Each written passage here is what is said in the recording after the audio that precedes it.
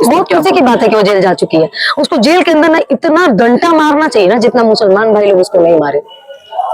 बड़ा खुशी की बात है। वहाँ बताइए हमारे मंदिर को छोड़ करके और वो भी इतवार के दिन, संडे के दिन ये चली थी हनुमान चालीसा पढ़ने। कौन बोल दिया कि संडे को भाई हनुमान जी की पूजा की जाती है? हमको तो पता था कि मंगलवार को पूजा की जाती है। ये अच्छी बात है कि मुसलमानों के पकड़ में आई। हिंदुओं को पकड़ में आ जाते तो और ज्यादा मार खाते, क्योंकि इसके ये भरमा रही है, ये लोग भड़काते हैं हिंदुओं को, ये लोग आग लगाते हैं तो धर्मों को लड़ाने का काम करते हैं। खुशबू जिस दिन जेल से निकलेगी फिर वो भड़काऊ बयान देगी, फिर से वो हिंसा फैलाएगी, फिर से वो एक दंगे को, एक दंगा भड़काने का जो काम होता है ना, कि समुदाय को आग लगाने का काम, ये खुशबू पांडे करती है। अपने आप को हिंदू कहती है, कहीं ना कहीं हिंदू हम लोग भी हैं, मैं भी हिंदू हूँ, लेकिन मैंने ऐसे हिंदुओं को नहीं देखा कि मुसलमानों को काटने पे ये लोग बेचैन हो जाए, ये बोले कि हम तलवार निकाल लेंगे, तुम्हें काट देंगे, हम तुम्हें मिटा देंगे, मुसलमानों को यहाँ रहने का अधिकार नहीं है। हमारे हनुमान चालीसा पढ़ने के लिए हमारे पास मंदिर है, हमारे भगवान जी की पूजा करने के लिए हमारे पास मंदिर है। हमें किसी की मस्जिद को तोड़ने की या उसमें घुस करके भगवा लहराने की, जय श्री राम के नारे लगाने की हमें जरूरत नहीं है। लेकिन चंद लोग जो ऐसा करते हैं वो आरएसएस वाले लोग होते हैं या भाजपा के पैदा किए गए हिंदू होते हैं, क्योंकि भाजपा द्वारा 2014 के बाद जितने हिंदू बनाए गए हैं, उनके बजरंग दल में, उनके आरएसएस में, ये जो हिंदू होती है ना, जो दो कौड़ी का हिंदू अपने आप को बताते हैं, उनको बनाया जाता है, उनको भरमाया जाता है। अच्छा, कभी ये सुने हैं आप कि बड़े बड़े नेताओं के बच्चे आके सड़क पर जय श्री राम के नारे लगाए हो? नहीं लगाएंगे। कभी आपने सुना कि अमित शाह का बेटा कभी जय श्री राम का नारा लगाते किसी मस्जिद में घुस गया? नहीं सुना। आपने सुना कि कभी मोदी जी जय श्री राम करने किसी मस्जिद में घुस गया? नहीं सुना। ये कर कौन रहा है? आम पब्लिक। खुशबू पांडे ना तो हिंदुओं का आवाज उठाती है, और ना हिंदू खतरे में है, और ना धर्म खतरे में है।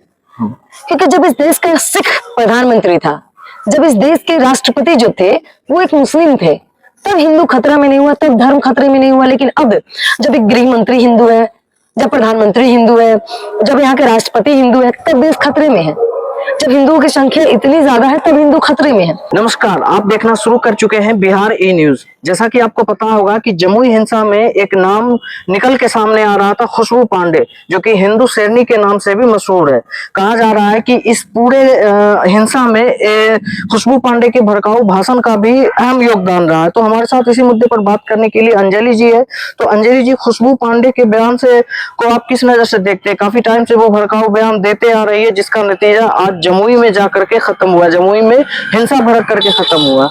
वो भी खत्म नहीं हुआ मामला। खुशबू जिस दिन जेल से निकलेगी फिर वो भड़काऊ बयान देगी, फिर से वो हिंसा फैलाएगी, फिर से वो एक दंगे को, एक दंगा भड़काने का जो काम होता है ना, कि समुदाय को आग लगाने का काम, ये खुशबू पांडे करती है। अपने आप को हिंदू कहती है, कहीं ना कहीं हिंदू हम लोग भी हैं, मैं भी हिंदू हूँ, लेकिन मैंने ऐसे हिंदुओं को नहीं देखा कि मुसलमानों को काटने पे ये लोग बेचैन हो जाए, ये बोले कि हम तलवार निकाल लेंगे, तुम्हें काट देंगे, हम तुम्हें मिटा देंगे, मुसलमानों को यहाँ रहने का अधिकार नहीं है। तो ये देश सेकुलर देश है हमारा। हमारे देश संवैधानिक रूप से इस देश में सभी धर्मों को बराबर इज्जत देने का अधिकार मिला है। तो आप कौन होती हैं, आप कौन होती है इस देश में किसी मस्जिद में जाकर के हनुमान चालीसा पढ़ने वाली? हमारे हनुमान चालीसा पढ़ने के लिए हमारे पास मंदिर है, हमारे भगवान जी की पूजा करने के लिए हमारे पास मंदिर है। हमें किसी की मस्जिद को तोड़ने की या उसमें घुस करके भगवा लहराने की, जय श्री राम के नारे लगाने की हमें जरूरत नहीं है।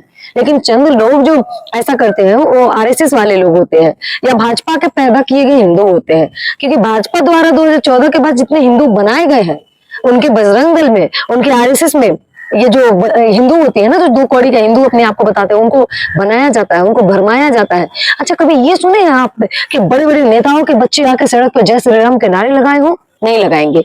कभी आपने सुना कि अमित शाह का बेटा कभी जय श्री राम का नारा लगाते किसी मस्जिद में घुस गया? नहीं सुना।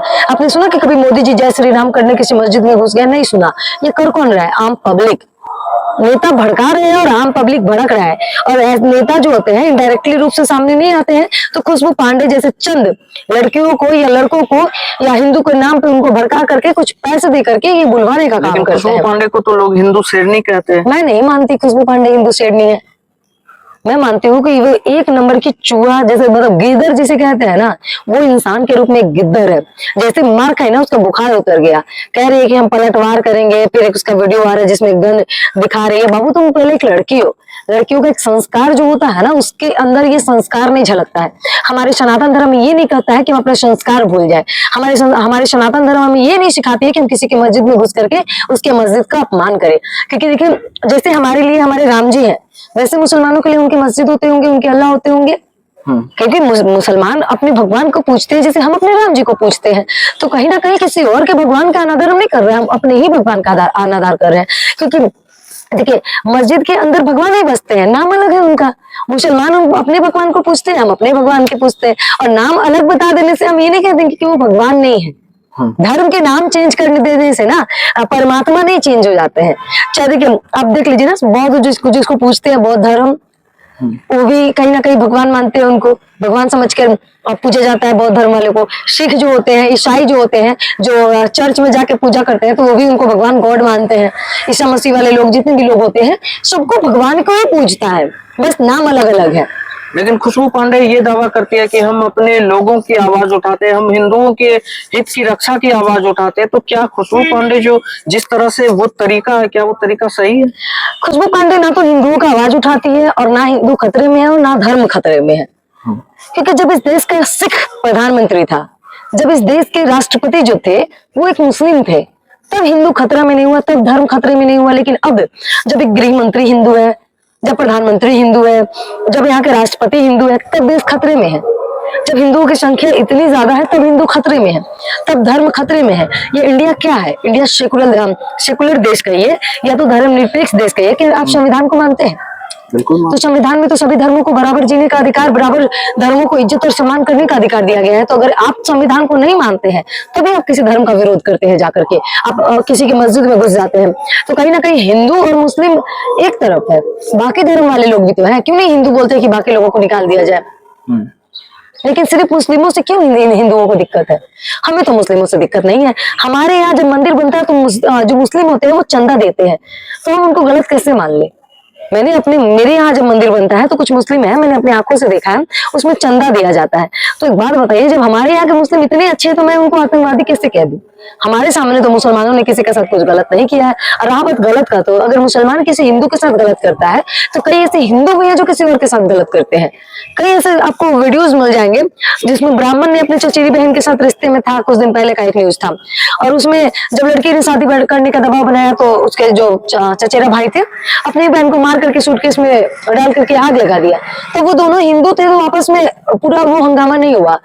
कोलकाता में जब ये केस हुआ डॉक्टर के साथ, तो पूरा हंगामा हो गया। क्यों? क्योंकि वहां पे सरकार भाजपा की नहीं थी, ममता बनर्जी की थी। तो भाजपा ने बहुत जोरदार जो प्रेस, वो क्या बोलते हैं, जोरदार हंगामा जिसको कहते हैं, पूरे सोशल मीडिया में आग लगा देना, भाई नेशनल मीडिया पे ये हुआ है, डॉक्टर के साथ ये हुआ है। आप सासाराम की स्नेहा को क्यों भूल गए? क्योंकि यहाँ पे भाजपा की सरकार है, तो आप उसके लिए इतना नेशनल मीडिया का वो मुद्दा नहीं बनेगा? क्यों मुजफ्फरपुर के उस दलित बच्चे को भूल गए? लेकिन ये लोग कुछ नहीं बोलेगा, इसके लिए हिंदू शेरनियों के मुंह से आवाज नहीं निकलेगी। क्यों हिंदू शेरनी नहीं आई स्नेहा पर एक वीडियो बनाने? क्यों नहीं आई उस पर दो वक्त बोलने, दो शब्द बोलने? अभी हाल ही में यूपी से भी ऐसी खबरें निकल के यूपी से भी आ रही है ना, क्यों नहीं? अच्छा यूपी तो छोड़ ही दीजिए, यूपी वाले तो कहते हैं कि यहाँ राम राज्य है। उसी राम राज्य में बीएचयू के अंदर बीजेपी के आईटी सेल का 3 मेंबर एक लड़की के साथ बलात्कार भी करता है, और उसके साथ साथ उसकी प्राइवेट वीडियो बना के वायरल भी करता है। बकायदा चेहरे की पहचान होने के बाद भी वहां की पुलिस उनको गिरफ्तार नहीं करती। क्यों? क्योंकि वो भाजपा के तत्वे हैं, भाजपा के पाले हुए हैं। हाँ, वो भाजपा के पार्टी का प्रचार प्रसार कर रहे हो। वो करेंगे भाजपा के पार्टी का प्रचार प्रसार, क्योंकि भैया उनकी पहचान मोदी जी से है, उनकी पहचान उस सिलेंडर जैसी औरत स्मृति ईरानी से है, उनकी पहचान योगी जी से है। इन तीनों मेंबर का फोटो तीनों लोगों के साथ है, और इन तीनों को भाजपा बचा ली। क्यों उनके घर बुलडोजर नहीं चली? क्यों हिंदू सोनी उस दिन भौंक नहीं रही थी उनके ऊपर आके? तो ये कौन से हिंदू है भाई? मैं ऐसे लोगों को हिंदू नहीं मानती। एक आखिरी सवाल कि खुशबू पांडे जेल जा चुकी है, बहुत खुशी की बात है कि वो जेल जा चुकी है। उसको जेल के अंदर ना इतना डंडा मारना चाहिए ना जितना मुसलमान भाई लोग उसको नहीं मारे। बड़ा खुशी की बात है। वहाँ मतलब हमारे मंदिर को छोड़ करके, और वो भी इतवार के दिन, संडे के दिन ये चली थी हनुमान चालीसा पढ़ने। कौन बोल दिया कि संडे को भाई हनुमान जी की पूजा की जाती है? हमको तो पता था कि मंगलवार को पूजा की जाती है। ये अच्छी बात है कि मुसलमानों के पकड़ में आई, हिंदुओं को पकड़ में आ जाते तो और ज्यादा मार खाते, क्योंकि ये भरमा रही है, ये लोग भड़काते हैं हिंदुओं को, ये लोग आग लगाते हैं, दो धर्मों को लड़ाने का काम करते हैं। कभी एक बड़ा नेता आके दो धर्म में नहीं लड़ेगा तो आम जनता। उनके नेता तो आते हैं, आग लगा के चले जाते हैं, लड़ता तो आम जनता है, नेता नहीं आते बीच में बचाने किसी को। शहीद हमेशा आम जनता होता है, नेता तो अपने घर में बैठ के अयासी कर रहे होते हैं। उनके बेटे तो बड़े बड़े कॉलेजों में पढ़ रहे होते हैं, उनके बेटे तो भैया अयास कर रहे होते हैं, लेकिन बर्बाद एक गरीब परिवार का बेटा होता है। जो धर्म के नाम पे मर जाता है तो उसको मोक्ष प्राप्त कर लिया है धर्म के नाम पे, ये बता दिया जाता है। तो कहीं ना कहीं ऐसे ऐसे दोगले लोगों से ना बचना चाहिए लोगों को। ऐसे ऐसे लोगों से जो मस्जिदों को आतंकवादी के रूप से और मुसलमानों को आतंकवादी और देशद्रोही के रूप से देखते हैं, तो एपीजे अब्दुल कलाम को भी ये लोग देशद्रोही मानते होंगे। लेकिन शायद एपीजे अब्दुल कलाम इस देश को क्या पहचान देने का काम किया है ये मुझे बताने की जरूरत नहीं। स्वामी जाने जाते हैं यति नरसिंहानंद, उन्होंने तो खुल के कहा था कि सबसे बड़ा जिहादी एपीजे अब्दुल कलाम। भाजपा के अगर लोग बोलेंगे, भाजपा उस पर एक्शन नहीं लेगी। सिंपल सी, जब तक भाजपा सरकार में है सबसे ज्यादा हिंदू मुस्लिम होता रहेगा और लोग मुसलमानों को गालियां देते रहेंगे, चाहे वो एपीजे शहीद हमारे एपीजे अब्दुल कलाम क्यों नहीं हो, कि देश के लिए उन्होंने बहुत अच्छा काम किया था। भले जो लोग उनको बोल रहे हैं वो देशद्रोही है, वो आतंकवादी है, मैं उन लोगों को नहीं मानती। एपीजे अब्दुल अगर देशद्रोही थे, इंडिया गेट पे कई मुसलमानों का नाम लिखा गया, शहीदों का जो आजादी के समय देश में योगदान दिए हैं इस देश को आजाद करने में, तो आप उन नामों को मिटा दीजिए और तब आप अपने आप को देशभक्त कहिएगा। क्योंकि धर्म के नाम पे जो जो इंसान बटा है वो सब बर्बाद हो गया है, चाहे वो बांग्लादेश हो चाहे वो पाकिस्तान हो। जो एक धर्म को लेके चला है और दूसरे धर्म को वहां अच्छे से रहने का अधिकार नहीं दिया है, तो आज उन लोगों को खाने के लिए कुछ नहीं है।